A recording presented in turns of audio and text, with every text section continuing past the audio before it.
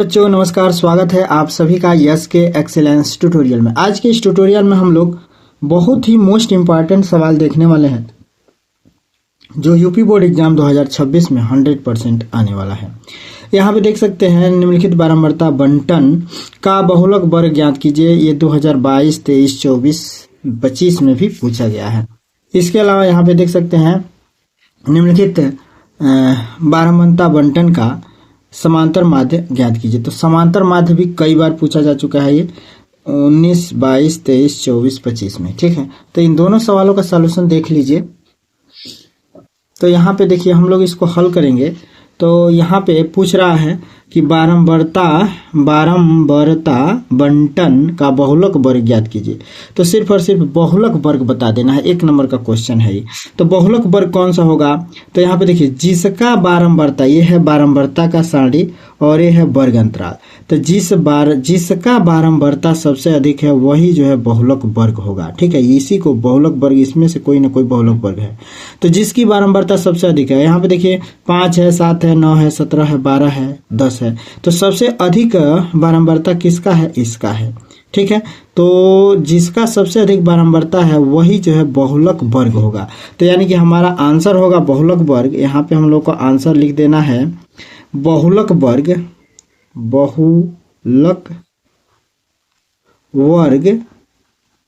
क्या है? तो 12, 16 है। 12 से लेकर 16 तक की जो बारंबारता है, अथी वर्ग अंतराल है, यही जो है आपका बहुलक वर्ग होगा।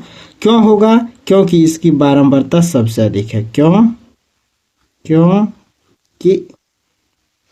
क्योंकि इसकी बारंबारता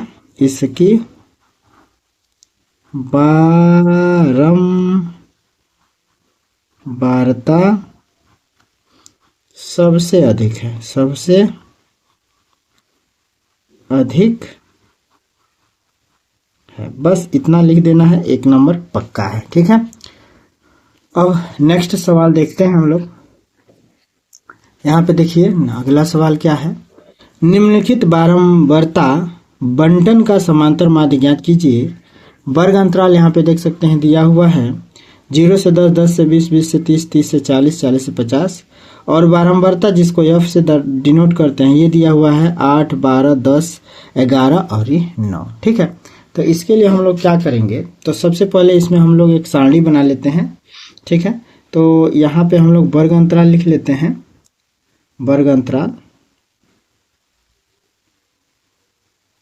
यहाँ पे वर्ग अंतराल वाला जो है सारणी बना देंगे। और यहाँ पे हम लोग जो है ले लेंगे बारंबारता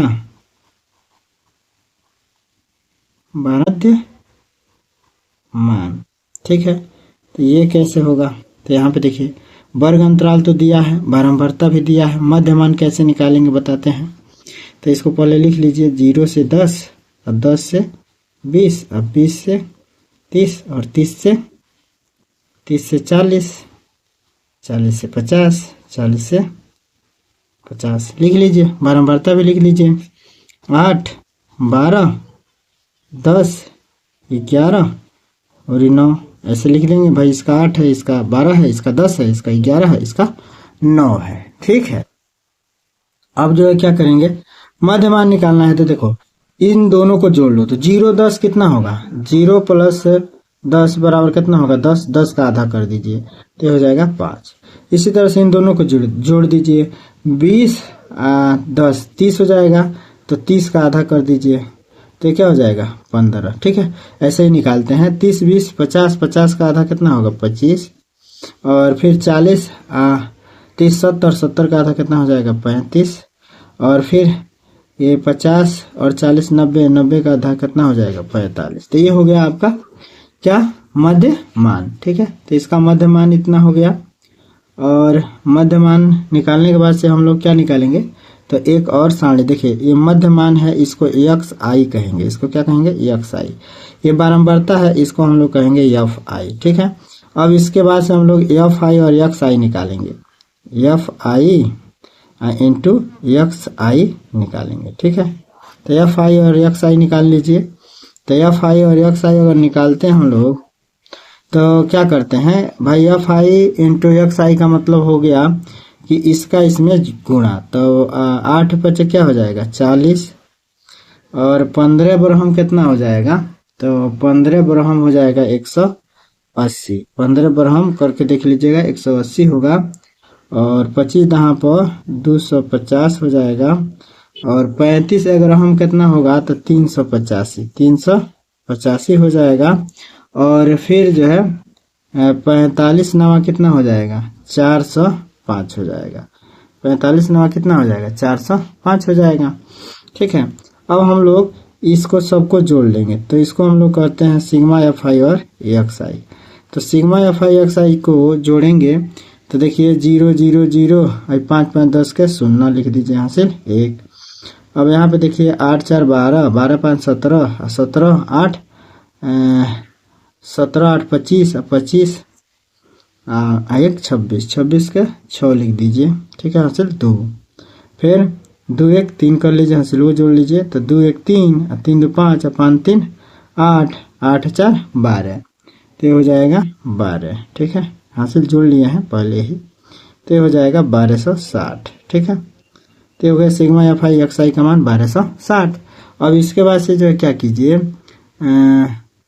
सिग्मा एफ आई निकाल लीजिए। सिग्मा एफ आई का मतलब होता है जहां भी सिग्मा लगेगा का मतलब टोटल, तो इसको हम लोग कहते हैं सिग्मा एफ आई।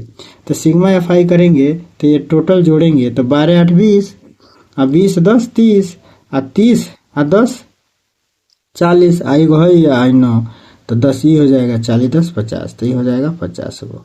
ठीक है, अब हम लोग क्या करेंगे, हम जानते हैं सूत्र लिखेंगे।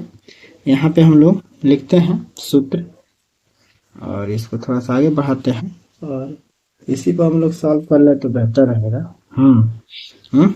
तो अब हम लोग जो ये क्या करेंगे, यहाँ पे लिखेंगे,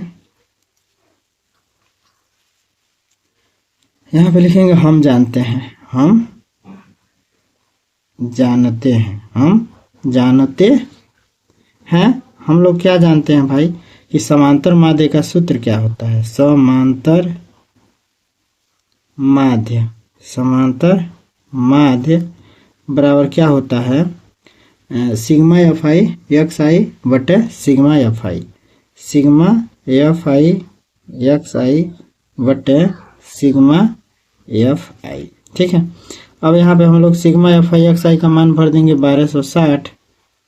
ठीक है, सभी समांतर माध्य को हम लोग ऐसे ही निकाल सकते हैं, कोई भी समांतर माध्य दिया गया हो वर्ग अंतराल वाला तो हम लोग ऐसे निकाल सकते हैं। ठीक है, इस मेथड से सिग्मा एफ आई का मान जो है कितना है 50, तो 50 लिख दीजिए। ठीक है, और इसको अब हल कर लीजिए, 1 0 से 1 0 कट जाएगा, और फिर 5 से जो है इसमें भाग दे दीजिए कितना 126 में, तो 126 में 5 से भाग दे दीजिए, 5 दूना 10 हो जाएगा, अब 5 बचे 25 हो जाएगा, 10वां लगा के भाई 1 बचेगा, 10 में 10 कर देंगे, 5 दूना 10 हो जाएगा, यानी कि 25.2 हो जाएगा। तो समांतर माध्य कितना हो जाएगा 25.2, यही आपका जो है क्या हो जाएगा आंसर। तो हम लोग आंसर को थोड़ा स्पष्ट कर देंगे, क्या लिखेंगे आंसर को, भाई इधर से छाया आ रहा है। ठीक है, तो आंसर को हम लोग क्या लिखेंगे, आंसर को हम लोग लिख देंगे कि समांतर माध्य, समांतर माध्य क्या है, तो समांतर माध्य 25.2 है। ठीक है, यही आंसर हो जाएगा, आंसर के आगे ये लिख देंगे। ठीक है, तो आशा करते हैं कि ये दोनों सवाल आप लोगों को समझ में आ गए होंगे। सवाल समझ में आता है चैनल को लाइक सब्सक्राइब कर दीजिएगा नए होंगे तो, और एक प्यारा सा कमेंट सुझाव जरूर लिख दीजिएगा। फिर मिलते हैं अगले वीडियो के साथ, तब तक के लिए जय हिंद।